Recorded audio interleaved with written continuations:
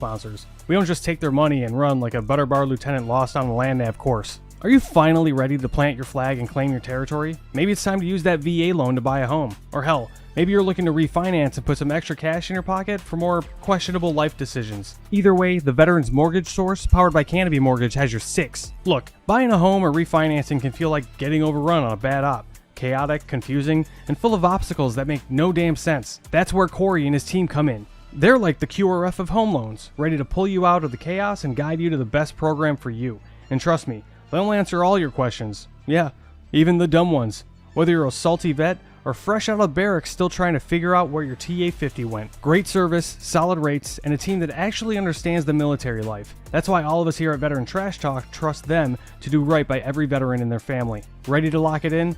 Give Corey a call or shoot him a text at 808-699-7874. That's 808-699-7874. Don't wait. Unless you like overpaying and getting treated like an FNG. The Veterans Mortgage Source is powered by Canopy Mortgage, LLC. All loans are subject to credit and property approval.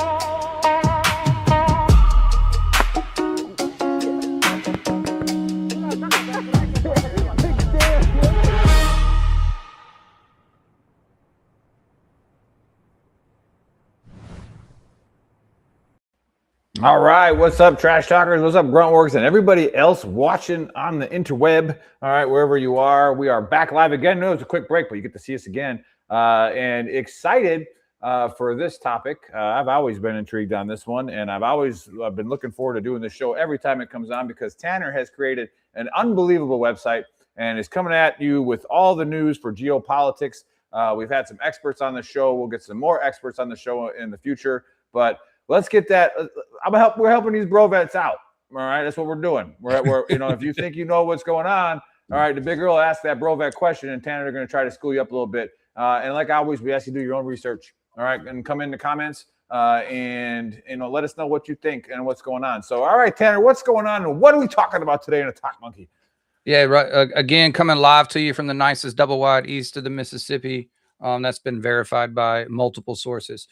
So again, your COCOM update, interesting in AFRICOM, right? Sudan, RSF has closed the Ethiopian border corridor. And so that is significant. And that does tie to CENTCOM, right? With some of and we've talked about it at length here, the proxy war that's kind of going on between Saudi Arabia and the UAE. And we'll get to CENTCOM in a minute. The ceasefire has been broken, but then not really. In our last episode, we were blessed to have Mike Nelson on to really talk us through what some of the strategic goals are and what our options were left. And we're kind of seeing that happen piecemeal now. So today, obviously, the blockade's back into effect. And then we saw the Treasury Secretary come out, and now we're doing, I forgot what they named it already, but, Armageddon economic sanctions on Iran. We'll see how that shakes out. again, the analysis we really had is that this can be a good thing if and I believe the Joint Force will be postured to exploit targets that will then help negotiations. However, the enemy always gets a vote, right? And so we can expect that if Iran really starts to feel it, that they will lash out and then try to stress us more militarily. With one of the topics that's tied to our Ukraine conversation, which is our interceptor kind of depth, right? Ukraine, we're going to talk about them in a second. PACOM, PLA over the last week rehearsed amphibious assaults with UGVs. If you remember back to Dr. Sampson's episode, our analysis really here out of Talk Monkey is this is posturing. There's been a lot of open source news, and it's part of this conversation about interceptors and that we're not postured, and that, you know, you've seen people complain about what is it, our fleets, right, and the aircraft carriers and where the Navy's really at. We've had some really smart people on this show, and basically the consensus is yeah, China could go across the Taiwan Strait, but why would they? Right at this point, they're kind of getting what they want, and they're playing the long game. So we'll continue to see kind of the more of the same from them. And then Southcom, we have the new task force of task forces set up, right, to essentially do more cartel interdiction and things like that. TDA leadership got hit. Venezuela, we've had significant earthquakes, right, across Colombia, Venezuela, all have had significant events.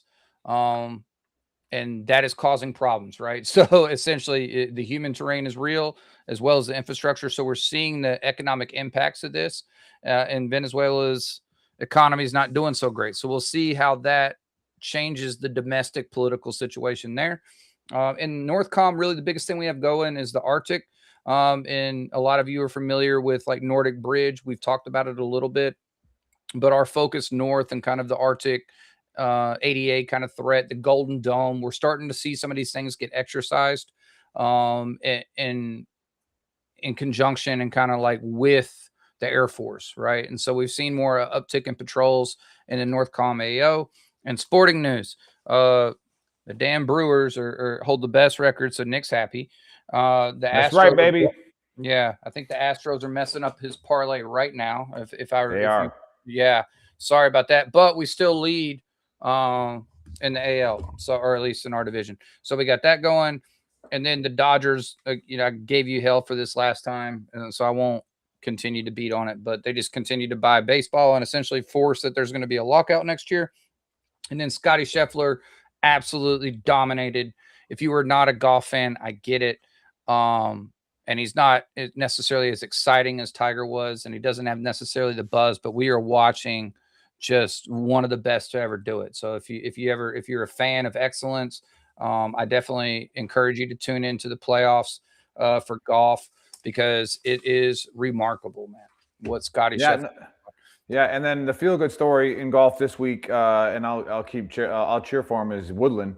All right, Gary Woodland, who, he was able to compete on the PGA Tour with a brain tumor, right? And he was like getting dizzy and not playing so well, and then they finally found out what was wrong with him. So he has to pretty much win take first or second to make it to the last tournament, and so he's in the lead right now. So hopefully, or one back. So feel-good story. Go cheer for him. And then, I went to 2 of the 4 Brewers-Dodgers games where the Brewers took 3 or 4 in that series. No big deal in LA. And I just want to say real quick, the Miz, the first 4 pitches against Ohtani were at 104 miles an hour. Wow. Now, let me tell you something. Last year in the playoffs, the Miz, in his full rookie season, decides that, hey, Ohtani, try this 102-mile-per-hour fastball. Ohtani put it 440 feet off the scoreboard. So you don't think Mizorowski remembered that? And 104 for the first 4 pitches. Come get this one now. I got to pump it up. But that's me on the sports, man. I'm loving it, killing it. Yeah, no, absolutely, dude. And it's my favorite time of year, because we're about to get. I mean, you're going to get back. You get playoff golf, which sounds weird to say, but you get high level golf, right? Best golfers in the world are going to be competing. About to get college football, professional football, playoff baseball. Like, if you're a sports fan, man, it's a great time to be alive. And then we had the World Cup this summer. So it's really been, I mean, I know the world's crazy and we talk about current events on this show, but if you like to touch grass, If you like to get outside, it's a good time of year to do it, except it's hot as hell here in North Carolina. So shout out to all those people that are sweating like me. Yeah. And we'll definitely have, I think I'm coordinating it for it, Nick, and I think we might have to flex days. There is, and I'm not going to go too deep, but I think we need to have an airborne episode because there's an author of one of my favorite books. I don't want to say his name and then commit him to it, but we're in talks to have just an amazing historian come on and talk to us about airborne history. And I think we might have to flex days just due to his schedule. So we'll keep y'all up to date on that. But I think it'd be a real cool one to have some of the crew on, or maybe we do like a joint VTT TOC Monkey episode where we can just have just an awesome historian come talk to us about airborne history. But that's in the works, and so hopefully awesome. I'll know something by the end of the week on that. And so now let's talk about, and we're being a little quick, guys, because we're late. We're all grown-ups. We have schedules. We all got families and shit to do. But let's talk about Ukraine, because now I have avoided talking about it so far on the show just because the whole point of the show is to keep off like the headlines, right? And the Iran war took some, but we pivoted out to PACOM. We talked about Syria. We've covered, we talked about Southcom. We talked about the drone threats there. And so now, but we need to pay due, because I was thinking about it and I was like, dude, we're kind of ignoring one of like the most preeminent conflicts that's ongoing. So I want to talk about it in how it's being presented to you right now. The reason a couple of things noteworthy in the last 3 months, we've absolutely seen Ukraine reach deep into Russia. Now, last year, some of y'all remember they did the really cool, put the drones in, the back of like a semi and then like let them up and then went and blew up, a lot of the bombers for Russia. So we've seen them reach out before, but now they literally are just reaching out. I understand that we're in this hyper partisan world, but you have to give the POTUS some credit there, right? Because this could have absolutely been happening under the last guy, right? And this was what a lot of us were upset about, that when you understand the way Ukraine likes to fight, especially with their intelligence services and things like that, that they were being handcuffed. So I understand from like domestically how there can be some frustrations with some of the foreign policy decisions, but you cannot argue right now that for the most part, Ukraine has had the handcuffs taken off of them that were placed on them by us, right? Like whether we gave them the intelligence to target deep or not. And so credit where it's due to the POTUS and the Joint Force and the intelligence and the IC and everything for kind of letting that happen. Here's where now I'm going to take some of that back, right? They go out to the G7. Zelensky asked for the proprietary, IP, basically, Lockheed guys and some of those boys fly out to Kiev. They have a cool meeting. Hey, we can start building these things. And when we're talking about interceptors, whether that's TLAMs or Patriots or whatever, right? And they have a very robust industrial base inside of Ukraine because it's a wartime economy. Right now, I'm going to preface that so everybody doesn't think I'm just kissing Ukraine's ass. They are having a major corruption kind of investigation right now, but I think you have to give Ukraine credit in that because he's absolutely taking action and people are getting fired. Right? I think one of his aides just got their house raided, and then simultaneously they were fired immediately. So just to give it context, right? No country's perfect. I'm sure. There's going to be people on the left or the right that will look at our country and want people in jail, right? And so they're working through that. But they do have an interceptor problem, right? And so one of the things he's trying to work through is now, depending on how you're looking at it, right, they are unable to really attrit the amount of, now they're doing massive drone launches into Russia almost, every other day at this point. But what we're seeing is Russia, this has been one of the deadliest months, especially for Kiev, where Russia is just pounding them with ballistic missiles. And some of that technology is now starting to evade some of the interceptors. This is very similar to what we're seeing that's happening in CENTCOM, right, where they've modified these things to where they can kind of adjust in flight. And it's a lot harder for the Patriot missiles to be able to do that. So front line still not necessarily static, because Ukraine, I had it up earlier, I think they've gained over the year, they have gained more than they've lost, and Russia's losing more, right? So let me give you an exact number here. Yeah, so we're Ukraine is plus 627 square kilometers out there on the eastern front, against the net loss for Russia, which is 233 square kilometers. So that doesn't sound like a massive thing, but you got to remember, this portion of the war has been going on since 2014. 2014, yeah. No, like that. And So also, like you said, it doesn't sound like a lot, but this is trench warfare, and to get that far, right, in trench warfare is significant.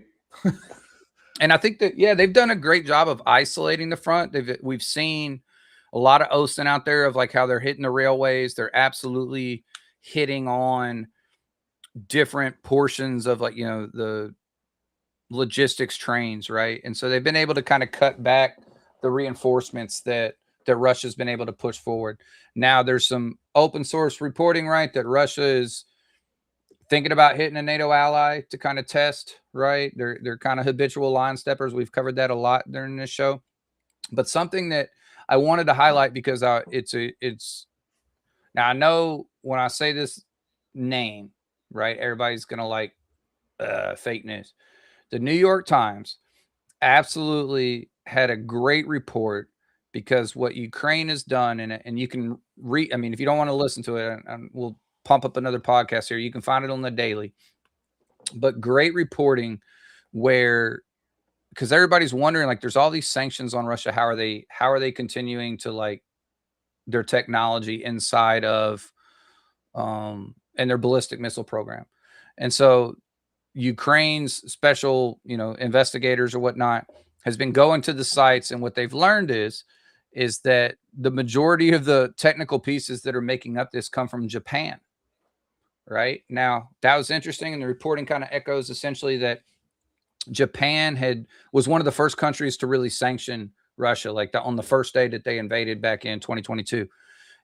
But what they've done is there's an entire wing of the Russian GRU that essentially is sent across the world, in this case Japan. And I learned something new here, because apparently Tokyo is like the spy haven of the world.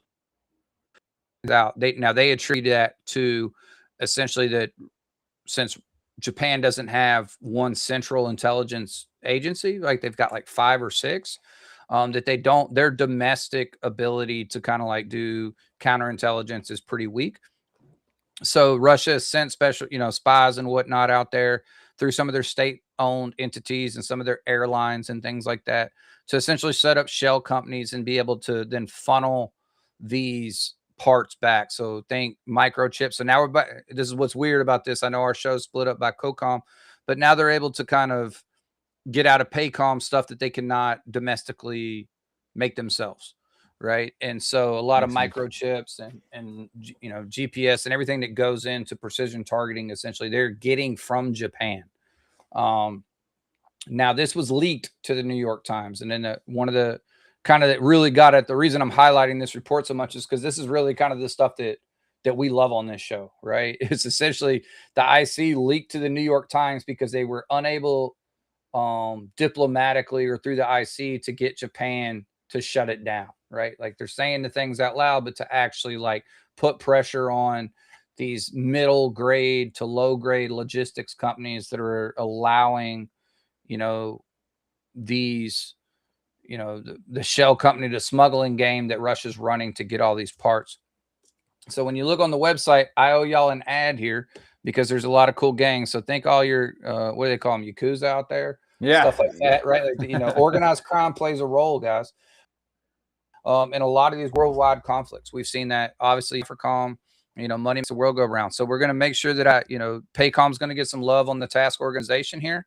So let me see if I can do it. If y'all can follow along. Right. When you go up, we'll go to PACOM. Let's see if I got lucky. When you go to task organization up here on the right, we have the non-state militias and everything. So based on that report, and then I'll do a deep dive. We'll start adding in. Now, this is talking a lot about Myanmar and stuff that's in more south of Japan. But I learned about at least 3 new organizations that we probably need to be tracking, right? And so you can understand who the players are, and that's really what Talk Monkey is about. Again, nothing up here is. I'm not swearing to any of it. This is a tool that that I built for me to be able to kind of process information rapidly. And so I'm going to focus on that this week. And then upcoming, Nick is pushing me to do a newsletter. I think we're going to do one like once a month. And then we'll do some subscribing and stuff like that. But yeah, so as far as diplomatically with Ukraine, kind of the embarrassing stuff that's not going to get reported. If y'all remember when, like, it's in our intro film when Putin and Zelensky, or not, Putin and Trump met in Anchorage, right? This was the deadline, I think, was August 6th, right? When they were supposed to have like a ceasefire, everything. So that passed, right? Nothing's happened, right? They're still fighting. And the last time I checked, 2 weeks ago, Zelensky had some kind of political out of the G7. There was reports that we're going to hop on like a Qatari jet and take their asses to Kiev and try to make something happen. We have not seen that trip manifest yet. So what's getting awkward here is that this conflict is very rapidly getting tied to the Iranian conflict. And I say that because it gets back to what the Treasury Secretary is doing with this now, this kind of, we'll have to see what he actually does, man. Cause like we've sanctioned the shit out of Iran for, forever. But what was interesting about this most recent thing and what Trump put out there, was essentially we're going to target the other countries. So that was a warning shot to China. And then, Nick, your thoughts on that? How do you think that plays out? Well, I like it. I like it because it's, it makes you look out. So like, what's Trump talking about? And you already hit on it with the shell companies. All right, what shell companies are they getting? And don't be fooled, we got shell companies too, right? Like, oh yeah, we do. Right, like doing things. So, bro, let the CIA hit me up to be an op, right? Like everybody's always, and I know Ken's watching. Ken's always like all these paid influencers out there. Like Ken's like, can I get some money to push a message? But anyway, sorry, go ahead. No, you're right. But I like this, that it makes you look out, because I'm still. I mean, we have some ideas, but I'm still really confused on what the end game is with Iran. All right, it's very easy to say, if we don't have an exit strategy to defeat Iran, we should get out.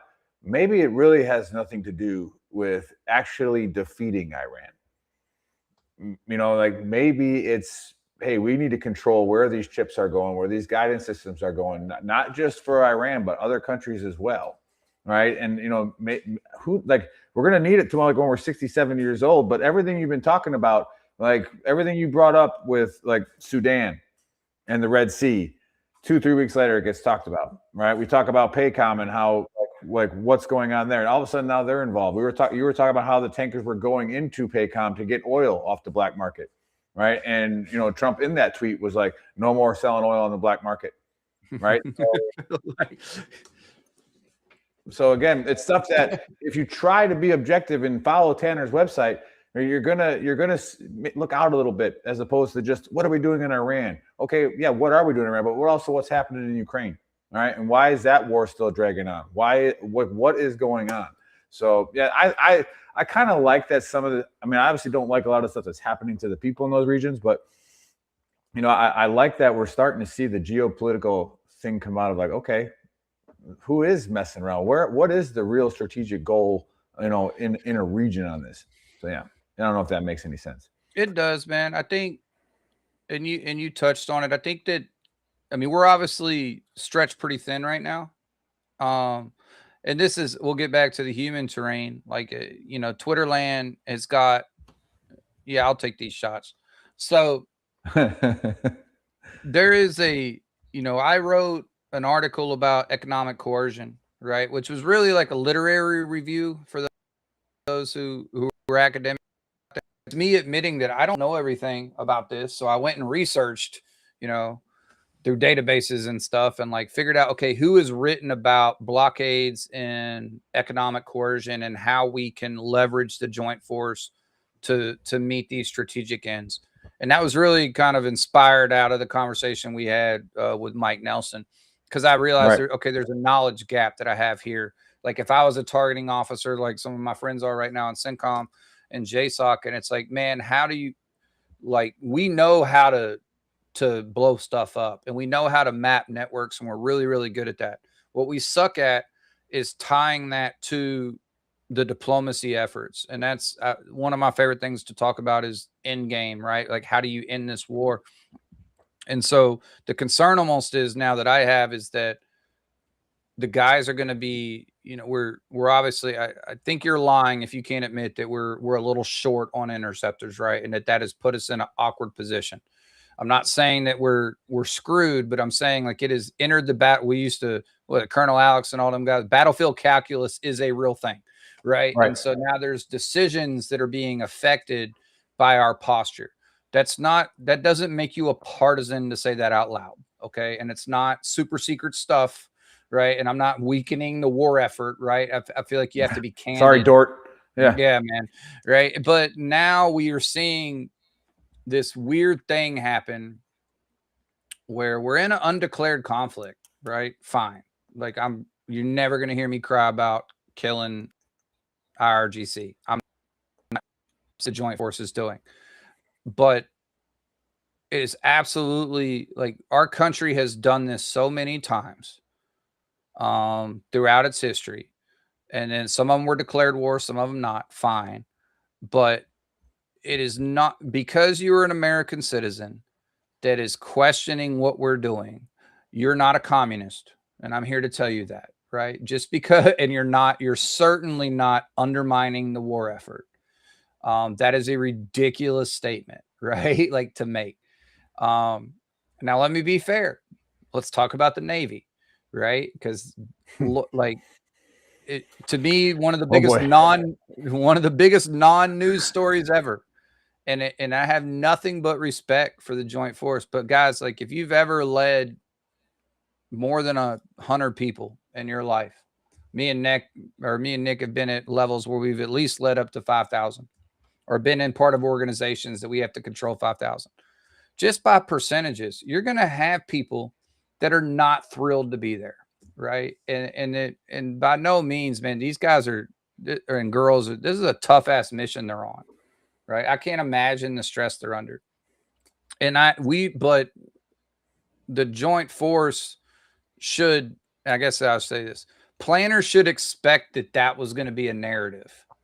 So like when people got mad at the Navy and the sailors or whichever side of that debate you fell on, I'm here to tell you it shouldn't have been a debate. Right. Nope. You can say that we sucked at planning this thing. Fine. They rose their right hand. Just like me and Nick did. And I'm not saying that they're being bitches about it, because I don't think they are. I think we've got, by percentage, I'm sure whatever, like name it, right? I'm sure their situation sucks. And I'm sure that we can all admit nobody really thought they'd be out there that long. Cool. That has nothing to do with the conflict. Right? Like if they needed to fly 24 hours a day, they could fly 24 hours a day on whatever food, right? Like to me, it's a frustrating thing. Not that the news is saying that, because I expect them to say that. It should not be shocking. Yeah, it should be reported. Yeah, the blowback on both sides is, I'm like, guys, we are now not. Just because you were complaining about the soldier, like if you're one of these people that is like, I can't believe they're going through the situation, XYZ, this is the worst thing ever. That should not be addressed by serious professionals, right? If you're one of these guys, and this is at you and some of these, not you, but I'm talking about the Twitter landscape, like, and I think Roddy Atkins said it perfect. It's like, yes, it sucks. Could we do better? Absolutely. Should we? I'm sure these guys are working to fix it. Fine. But that's the end of that story. If you took that story and went even further with it, whichever side of the debate you were on, if you decided to use those soldiers as they're crying and bitching and moaning and and this is the state of the joint force, like you're just, to me, as guilty as the other side that's using them to say that we planned this so horribly wrong. And the reason I'm saying that is because I'm going to question whether you've ever been in charge of more than 100 people, right? Because when, oh my God, 6 people almost jumped off the boat. Guys, we used to not let guys go to the porta-john with their weapons. Tell me I'm lying, Nick. Right? It's like, insane. It's insane. So stop. Like if you consider yourself on Twitter a professional, right? Cool. Let the talking heads talk, right? But if this is real, if you genuinely care about the joint force, like, and this is a, you know, and you care about service members, both sides of that horseshoe, to me, it's a ridiculous conversation because you've lost sight of what we're actually doing. And if and you can be, oh, we don't even know what we're doing. Guys, we're in a war, right? Like, and so I don't think either side is undermining. I think y'all are both equally stupid. And so I just felt like saying that out loud. And that is my rant. No, I'm glad you went on that rant because you know, I'm pretty sure Buddy's gonna bring it up on Saturday on the Trash Talk Hour. And again, I'm going after, you know, I'm sarcastic on Facebook, bro. It just is what it is. And so like I love saying, like, you know, we got all the VFW guys yelling out this honor the contract. Well, they're not veterans yet. They're enlisted or they're officers. They are under contract, right? Yeah. And they need to honor that contract that they signed. Here's a holistic view that not many take, and I've said this before. The press and politicians have done a really, really good job at segregating service members from the whole American citizen thing. Yeah. Right. So we don't want to say 6 American citizens try to commit suicide off of an aircraft carrier. We say 6 sailors. Right. And nobody really cares. Right. Like, hey, 6 service members died in this explosion. Nobody across the country really cares. Right. If you said 6 Americans were killed, everybody's going to be talking about it. Now, there's the other side to that is we get your kids, right? We are 3 to 4 years behind society. So suicide, and sorry if we're on something that you can't say suicide. What is it, like end lifing or whatever you have to say now, or something like that? Yeah, like it's a real problem in the younger generations. Like these kids it's become kind of like almost sadly cool, you know, and you're getting this. So when you put them in a very stressful situation, which 10 are already breathed to death with, it's very stressful, right? It sucks, right? Yeah. You're going to get suicidal ideations. You're going to get people that want to kill themselves, right? And that's where the leaders come in. And that's where we need to, you know, especially the younger NCOs, all right, that's where you come in, have your pulse. Okay, but if you're on there, like Tanner's saying, if you're on there spitting your mouth about how could the government let this happen, right? It's a 9-month deployment. 9 months. All right. Did 15 months. We got extended. They gave us an extra $1,200. I think they get at CPay, right? Like it sucked, right? And then the northern border got shut down, and then they blew up a bridge. We didn't have no food, right? Like nobody cared, right? Nobody said anything. Yeah. So yeah, yeah, man, it's a touchy subject, and I mean, I said it on social media, and you were kind of on the same page on this, and I'll switch it back because it's like I just want people to understand, like, the fact that we are talking about this, it was this eye-opening experience for so many people that it immediately got politicized. And what I want to harp on with that, so people don't think I'm beating up, is like, shame on both sides for politicizing it. Like, shame on us, you know, for letting the conversation go there. I never doubted in my mind. Like, you can't tell me that the commander of that, what are their 06s or whatever they are, you know, for the captain, even though it's a 06, that he is not absolutely tracking and gives a shit about the welfare of his sailors, that the leaders on that boat don't absolutely care, and that they are trying to make the best out of what has got to be a really shitty situation. And they have their phones and they're able to talk to their families. And I'm not knocking any family member that goes on. Like, it's your family member's right to go do that. And it's the news's right to report that. Service members, you know better than to play into that. Like, let them vent, dude.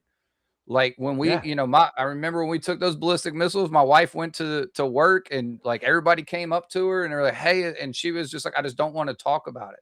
Right. Like, and that's her right. Just like it was your family's right when you were deployed and vice versa. Like, guys, they have the right to vent. Talking heads have the right to talk.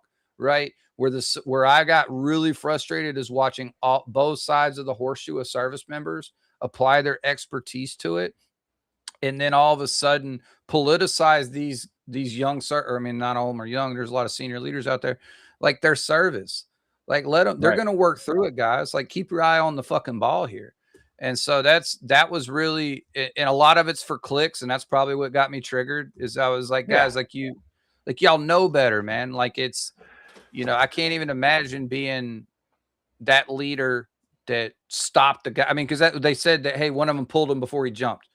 Like, so there was 2 traumatic experiences that happened there, guys. 2, right? And one guy did his fucking job. One guy was in trouble, right? He's what this veteran trash talk started about, right? So we had a good news story. I know that's going to sound salty, right? But they battle buddy system in play, whatever, because we don't know, just like y'all don't know as you run your mouths about it. Like they're working through it. And so then I'm begging people because I think it's going to get worse before it gets better. Right. And so we're not helping. If you don't give a shit about Iran and you really give a shit about the service members, I think it's critical that we don't, none of you were there. Right. You're not there. And so you don't really know. What you know is what somebody's sending home and telling their loved ones. Right. And we know how that goes especially if you've been a leader. So like, let them vent, let them bitch. What y'all used to tell me, Joe has the right to bitch. Yes. Right. Yeah. So he gets to bitch or she gets to bitch. So like, just shut the fuck up about it once they do. And like, again, like Joe has the right to bitch and there's always some truth in it. Right. But a lot of it might just be ignorant bitching, but there's some truth in it. And it's like, then you'd grab Joe aside and be like, hey man, like, I get it, but here's why, and I don't have to tell you why. Well, okay, Grandpa, not no more. What I don't like, again, the same thing is, and I always say it on the Trash Talk Hour, and we started Veteran Trash Talk to combat veteran and active duty suicide, and we don't say we want to end it, all right, because we don't think that that's a possible goal, all right. What we want to do is empower people to go seek help, empower people to help others, right? And that takes ownership, all right? That takes the ability to look in the mirror and say, am I virtue signaling right now? Am I actually doing anything about it? Or am I just being a click person? And one of my favorite WTF people, I'm not going to say him by name, right? All of a sudden we went to go fuck the troops real quick. All right? No, we didn't. And I go, so if you are actually not a virtue singular, I would be so happy to see a congressman come out, because I've been sharing some of the congressmen and the senators' posts when they're just doing their little politicking. And I'd be so excited to say, hey, those are American citizens on that ship. They are going through a very, very difficult time. Hey, Sec War, what is our current way we handle debriefs for these sailors when they get off? Yeah. Do we need to change that? Do we need to change it because this is a unique experience? Yeah. Do we think the normal psychiatrist stuff that we're going to do for these sailors, if any, is going to be good enough for this unique experience? Like, I know after we got extended for 15 months and we came back, we were right in the averaging cycle again, and nobody gave a shit what we saw.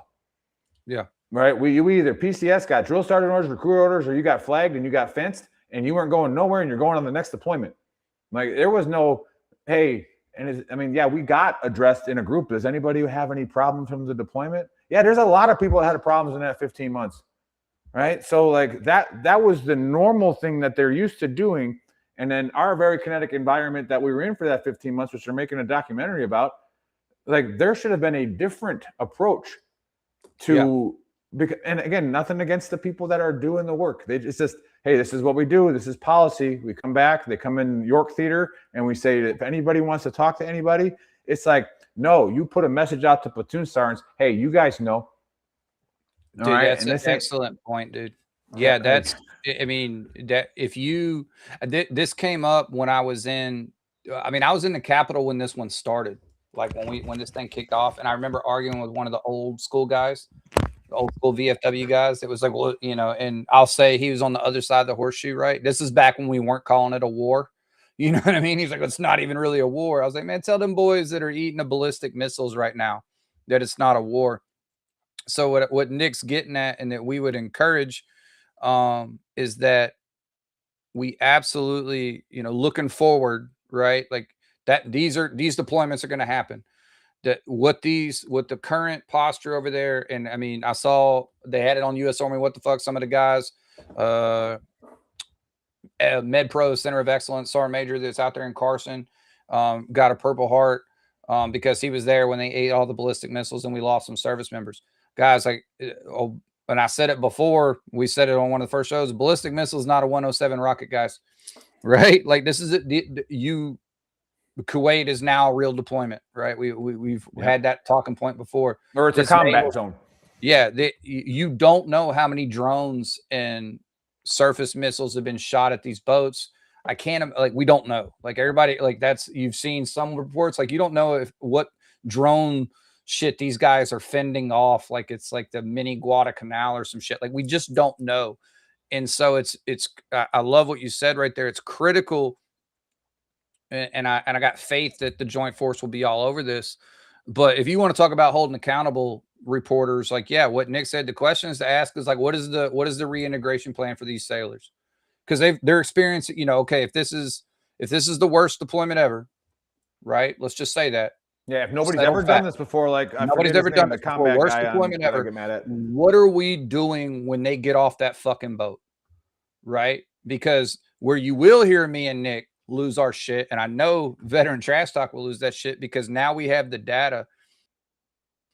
We're gonna know, right? If it's one of these Korengal deployment type of things, when these guys come back and we lose a company's worth to suicide, that is when you put your foot up the ass of, you know, Navy leadership and being like, guys, we know, we've learned these lessons in blood, right? Like this is not late breaking news, right? Like you better have a serious plan of reintegration and force assets to these guys and capabilities to ensure that, you know, yeah, I can't imagine, dude, like coming home after that.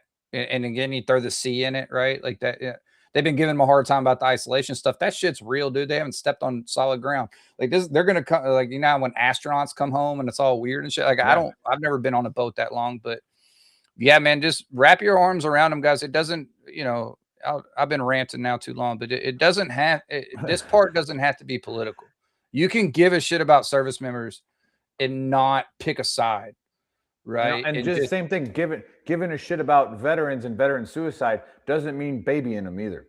Right. Right. Absolutely. Right. And I'm going to give some credit to some of the mill influencers because I know who they are. I know what they did in the military.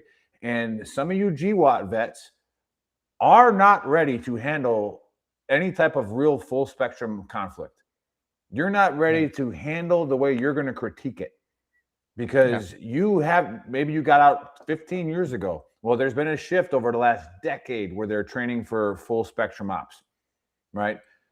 Don't be surprised if when shit does actually hit a fan, that people aren't deployed for 2 or 3 years.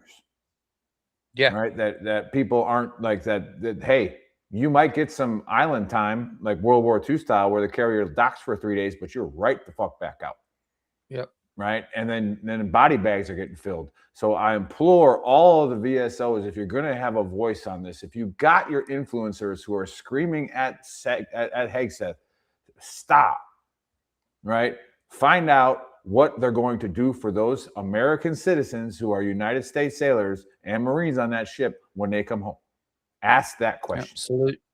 Solution-based business. So. Yeah, man. Yeah, I think that's good, man. Yeah, I think so. Airborne episode next time. We're gonna work it out. We'll get fucking Dave on here. It'll be a good time. All right. All right, guys. We'll see you later. Yeah, have a good one.